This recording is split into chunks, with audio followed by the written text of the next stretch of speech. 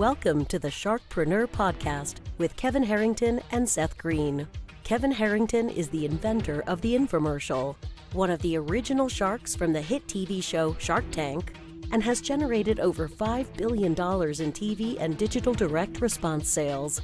Seth Greene is the world's first trusted authority on cutting-edge direct response marketing, a best-selling author, and the only 3-time Marketer of the Year nominee.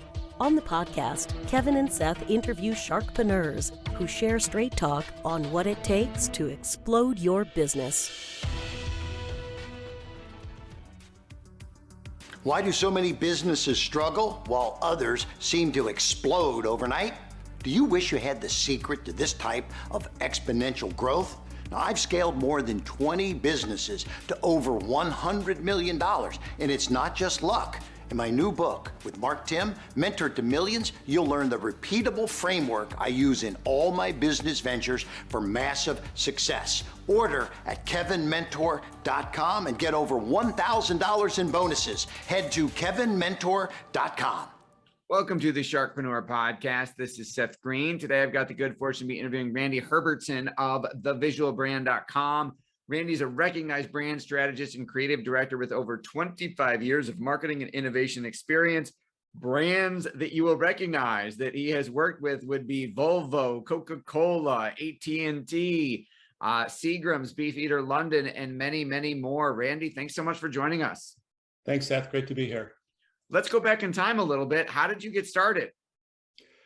So I sort of fits my right brain, left brain. I graduated from school with a business degree and graphic design degree. And so started out very early. But my whole career really, the common thread is new products and services. And so that's sort of been the focus of my independent agencies and the focus of all my work, across client side, media side, .com, et cetera. Okay. So let's do a deeper dive. When did you get started? When did you start the Visual Brand? So I started the Visual Brand is actually my sequel. My first independent agency, which was called Seesaw, started in 2003 in New York City. Basically, classically coming out of a bigger agency saying, why am I doing this for somebody else? Let me do it for myself. So I hired somebody, or actually partnered with somebody who I was actually trying to hire in my previous place and not successfully. And he had said, I really want to do something on my own. So we did it.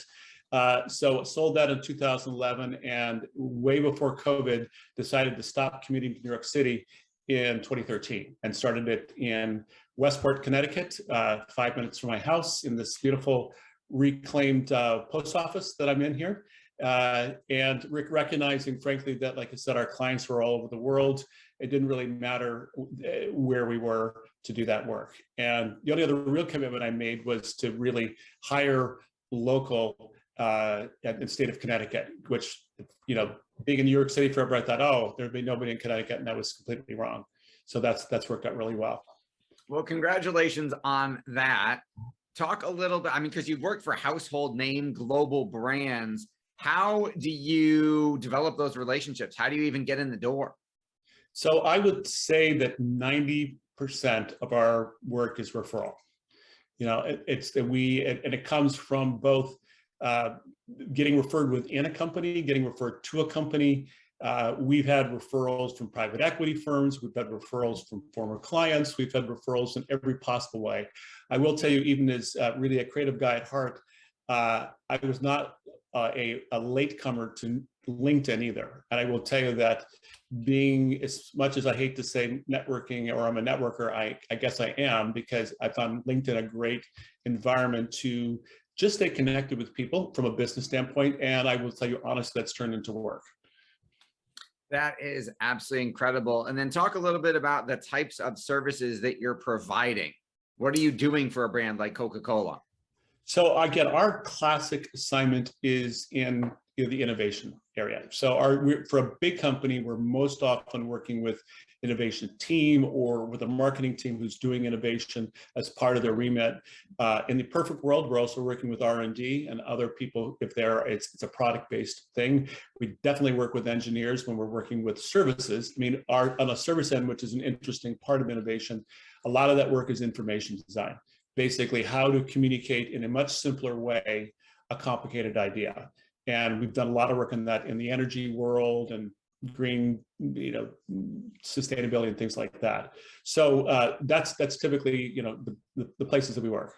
And the service that we're really providing is, very right brain and left brain. So we definitely have a strategic part of our work. We call it a brand foundation or company foundation. And that's really comes out of my early days as being a brand manager. We'd create these tomes that were brand manuals that, or brand plans that you never looked at after you made them.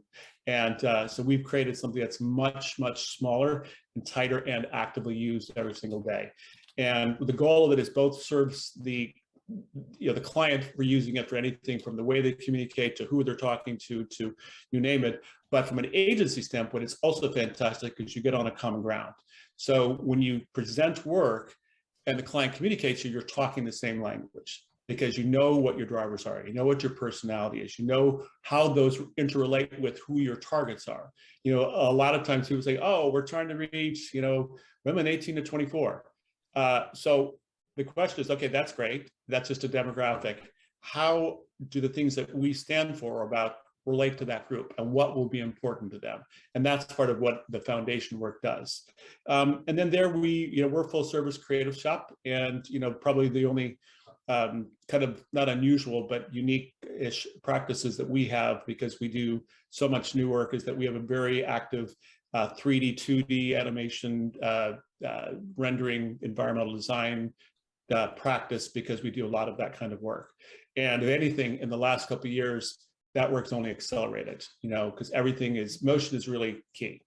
Even we're doing infographic work, motion is its own language, and you can communicate a very complicated thing in a more accessible way when you incorporate motion. And then again, we're doing a lot of 3D rendering for you name it, whether it's a new product, a new package, get a new space for something, that kind of work. All right, so that makes an incredible amount of sense. Can you give us an example of a specific, hey, we're taking something complicated and making it simple? So can you tell me a before and after? What was the complicated concept, and then what was your brand representation of that? So the one that comes immediately to mind is a recent one. So one of our service clients is New York Power Authority, which is actually the biggest public utility in the world, I believe. Most of their, green energy comes from the dams. It's hydro, but they're, thank you to the recently canceled governor, very, very aggressive in the advancing in the sustainability stage. So basically, they're digitizing and greening energy is what their remit, which is kind of exciting.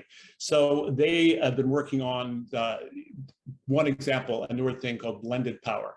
So the concept behind blended power simply is that instead of being a microgrid, it's a combination of taking from the grid and also using the energy locally. And this is a service that NYPA is promoting it and working both, from a commercial level, and ultimately it goes beyond that.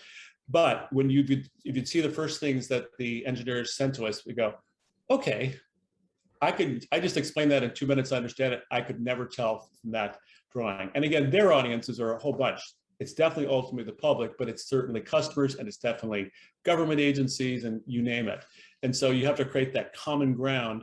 And so we literally did. We created a much simpler way and a progressive way to show how that works. So again, honestly, you can look at something that'll be 30 seconds long versus reading a white paper or 85 engineering drawings. So that's the classic stuff. And again, it's a really collaborative relationship, because ultimately it has to work for them too. They have to say, yeah, you're capturing this whole idea, you're not missing anything. That makes a lot of sense. That's a great example. Talk a little bit about your research and creative process in terms of how you're figuring out how to translate that.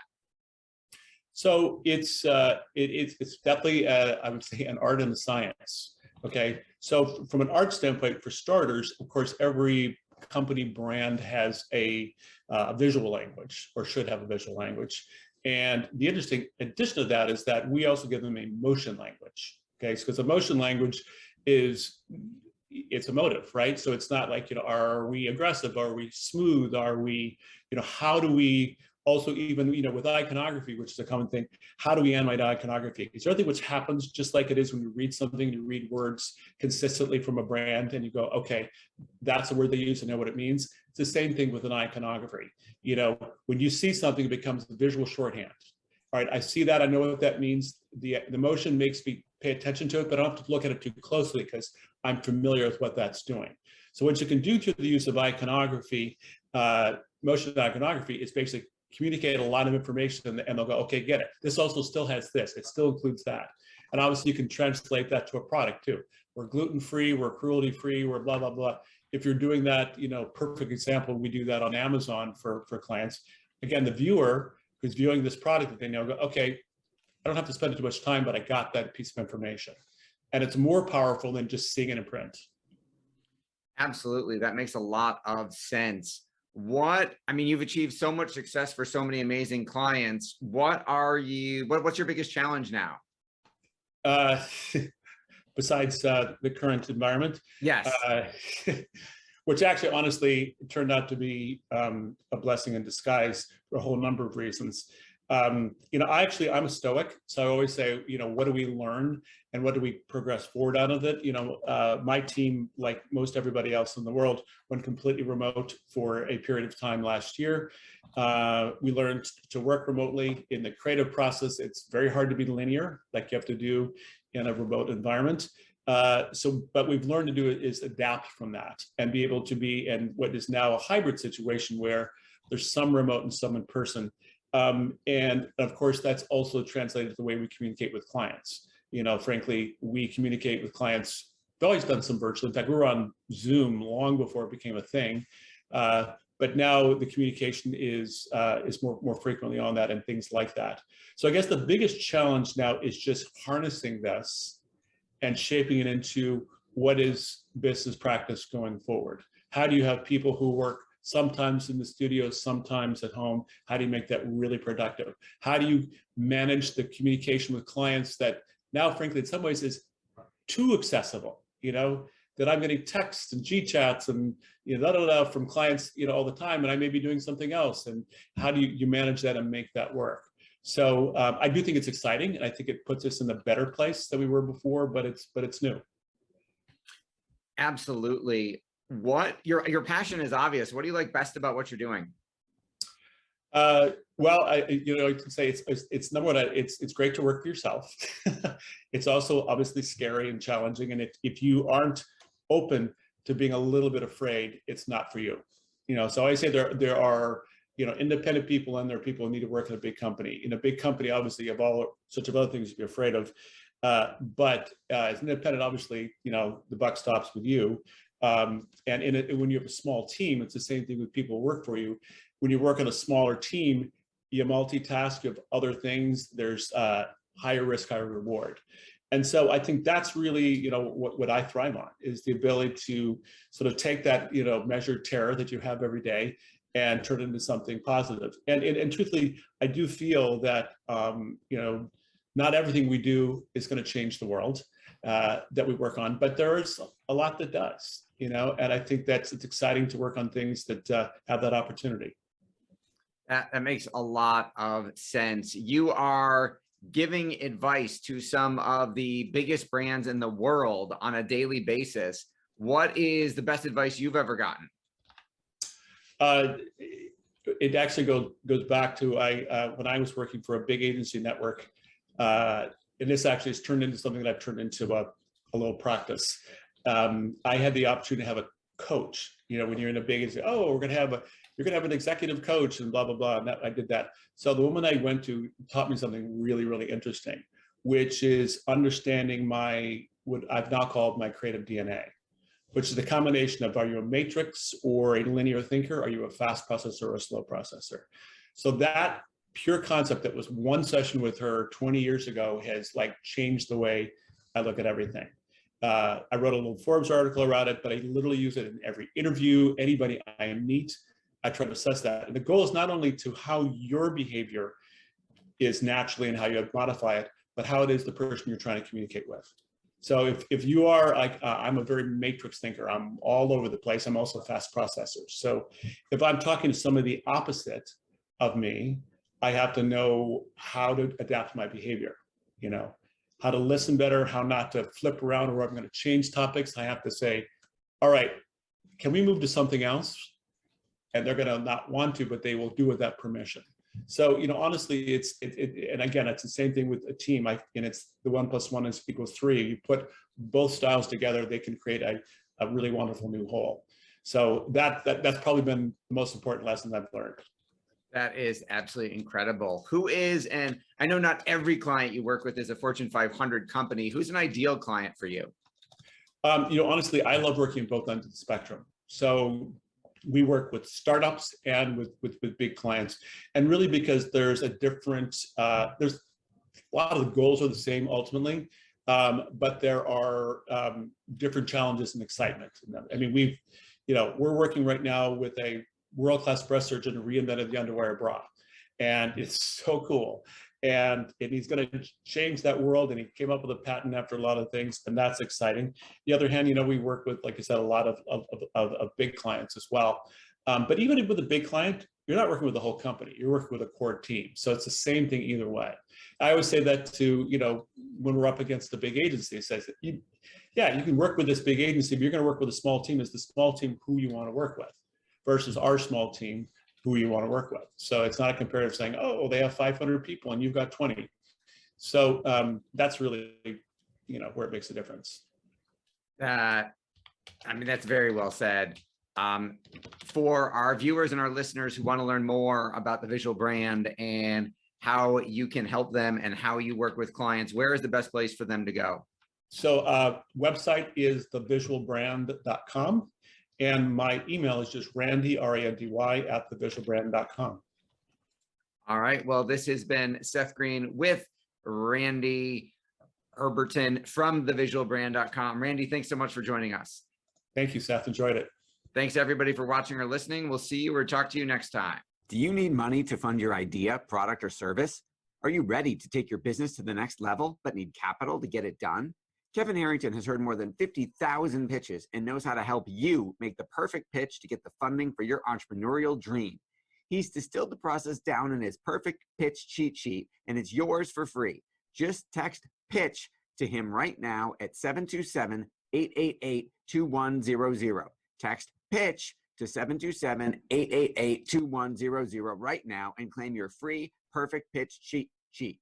Text PITCH to 727-888-2100 to start funding your dream today. This show has been produced by Market Domination, LLC. To discover how you can have your own show completely done for you and turn it into a real published book and become the authority in your marketplace, go to www.marketdominationllc.com/podcast offer.